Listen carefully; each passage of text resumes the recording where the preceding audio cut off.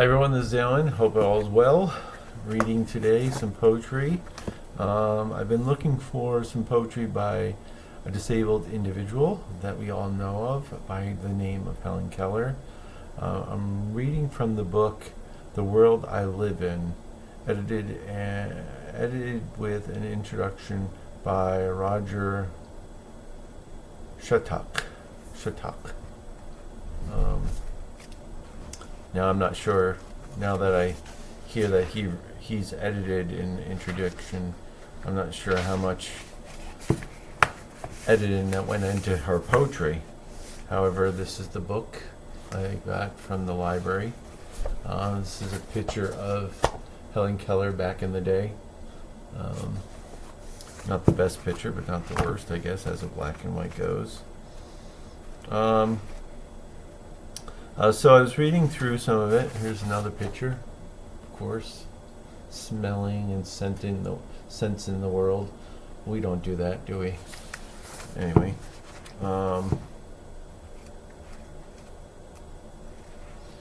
Okay, so let me just read a couple of these and then I'll go on to my own poetry. And hopefully you enjoy it with my hat hit. Okay. How thin and clear, and thinner, clearer, further going, oh sweet and far from cliff and scar, the horns of Elfland faintly blowing. The horns of Elfland faintly blowing.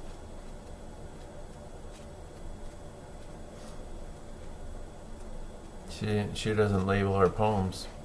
Interesting. And these come after some long exposition, but I'm not going to read the exposition. I'm just reading some of the poetry.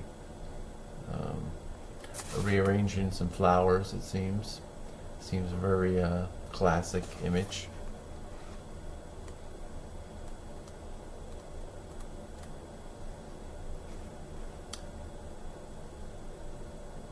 May write her nature, shoot large sails on lengthening cord, and rush exalted on the infinite. That sounds too deep to me. This is children with little boy next door. Here's one. Prometheus Unbound by Shelley's Chant of Darkness. This comes from her own work, I guess, that she admired. So let's see how it reflects. My wings are folded over my ears. My wings are crossed over my eyes. Yet through their silver shade appears, and through their lulling plums arise a shape, a throng of sounds. That's from Shelley's Prometheus Unbound. And right after that is, I dare not ask why we are left of light, banished to our solitary isles amid the unmeasured sea, or how our sight was nurtured to glorious vision, to fade and vanish and leave us in dark alone. The secrets of God is upon our tabernacle. In his mystery I dare not pray, only this I know, with him is strength, with him is wisdom, and him wisdom hath set darkness in our paths. Out of the uncharted, unthinkable dark we came, and in a little time we shall return again in the vast, unanswering dark. And it goes on. She goes on for pages, it seems. This A Chant of Darkness seems to be a real big part of her poetry, and it goes on for a while. I would say 3 to 5 pages in 8 font. it would be, I would say, 8-point font. Yeah, but it goes on to say. I mean, I can read you the last line. Let me see if I can find the last line. Okay, the last 4 lines or quatrain is, like a dove I rest in thy bosom. Out of the uncharted, unthinkable dark we came, and in a little time we shall return again in the vast, unanswering dark. So it has that repeating imagery. Here's some lighter ones, I think. Nope. This tells you something about what we don't hear a lot, and which I think typifies a blind person's heightened sense. So if this offers something not only of Helen Keller but blind people and understanding people who have difficulty seeing, and even have difficulty explaining what they smell or how they smell the world. Odors strange and musty, the air sharp and dusty, with lime and with sand that no one can stand, make the street impassable, the people irascible,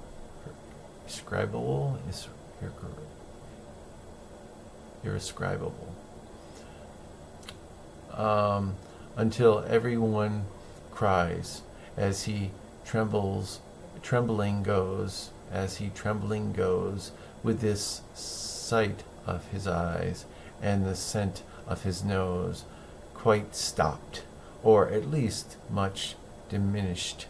Gracious, when will this city be finished? So she must have been traveling, which she had done several tours, I believe, in her writing journey and her advocacy for disabled individuals. And here's about education. Most of the education, for instance, and of miseducation, as well as consists in learning verbally about things we have never observed and may never observe, but which we may have to think about and take account of those our lives through our lives, through our lives. Okay, so this is her reflection, and maybe it has to do more with this gentleman, Roger Shattuck. But those are the few poems that I have from Helen Keller. Here's one with a title. You might like this one. I'm not going to go into it. Seems like no, it doesn't ramble on to 5 pages. Okay, where did this go first? So she did read a lot of poetry, and I'm not sure if this is her poem or not. Here is a sonnet eloquent of a blind man's power of vision. Okay, so this must be Thompson's work. Let's see. I don't think it's hers. Let's see.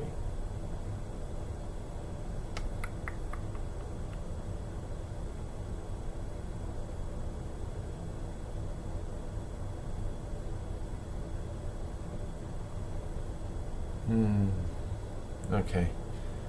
Yeah, it doesn't say, it just says up here, it says, if I had the genius of Thompson, I, too, could depict a city of dreadful nights.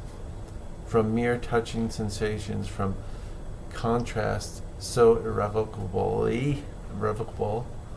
can we fail to form an idea of beauty and know surely when we meet with our loveliness. Here is the sonnet eloquent of a blind man's power. Okay, so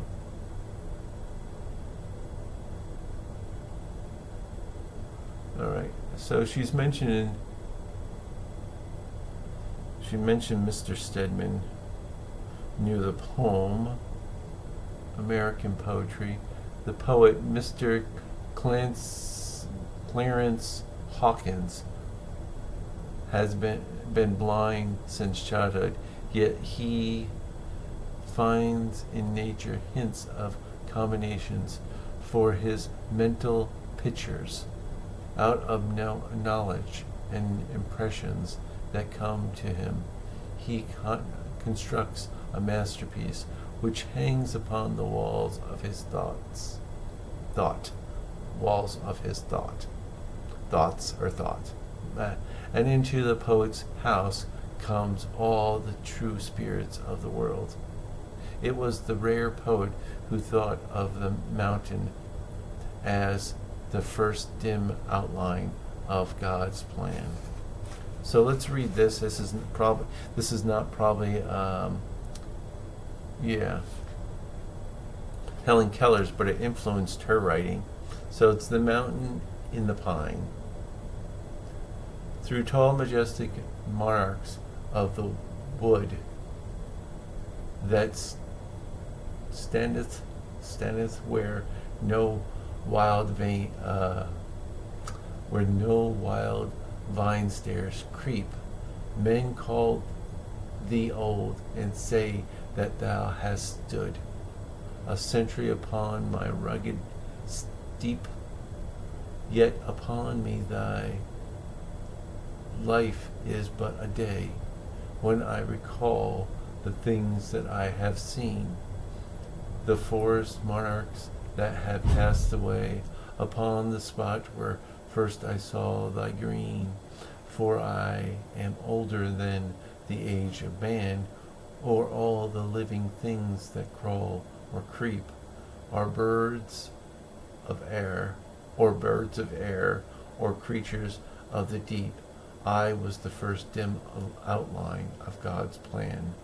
Only the water of the restless sea and the infinite stars in heaven are old to me. So it's not about just a man as a blind man, but it's his point of view of understanding God and his plan for this blind man. I think that's really the mountain to the pine. So I don't know which one is the mountain, God or the understanding that knowledge is the pine. Interesting. So the metaphor of the mountain and the pine, to the pine.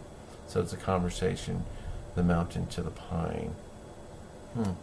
So and there's of course that adage of call to the mountain and ask for wisdom. So there is that adage to finding purpose in poetry, because we're calling from the mountain, calling to the mountain for wisdom and understanding and empathy, perhaps, for people who are blind. Mine alone is the light and hope and life and power.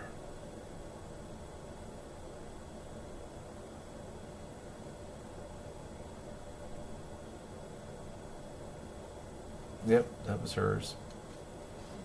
Okay. It calls her a blind deaf girl. No name next to it. How the beaver built the lodges, where the squirrel hid their acorns, how the reindeer ran so swiftly, why the rabbit was so timid. And these are just excerpts from her essays, but definitely, vivid in imagery and description. So those are the few I had. I'm sure that they were inspired by other writers. I just saw Wordsworth in here. Her work was inspired by Wordsworth as well. Let's see.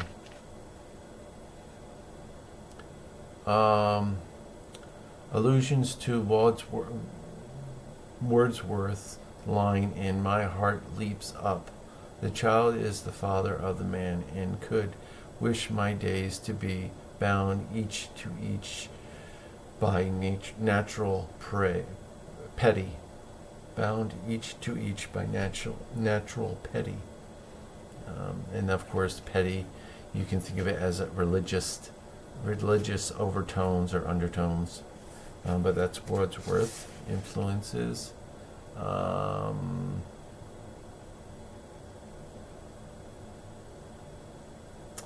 Yeah. And passage beginning with, how does the straight line feel? That came from Meyer Shapiro, Abstract Art. How does the straight line feel? Interesting. I'm just reading the back notes here just to give you an overview of her work. She was influenced by Locke, of course, John Locke, I believe. Tennyson, The Splendor Falls on Castle's Walls, from The Princess, I'm sorry. So I guess this really does the end of our video here. I'm just kind of giving you an overview. Mr. Shattuck has some work, background, The Story of My Life, Helen Keller, The Story of My Life. And of course that was done by W.W. Norton, 2003, pages 32 to 33. So this has been updated. Let's see when this was published. This has been republished, I'm sure, many a times. Let's see, copyright. The copyright on this is... it was originally... The introduction was 2003. So, and the original works are 1880 to 1968, the year of my birth. How about that? So, 2003. Interesting. So, this was published, I guess, in 2003. I think so. I can't find a specific published time. Let's see. Okay. Nope. So I'm gonna say that we'll go with that. 2020. Yep, 2003. Yep, story of my. But this is from the story of my life.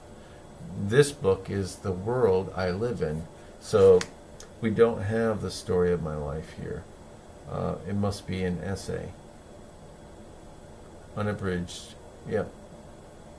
So this is one book of many that other people have drafted and used her work in.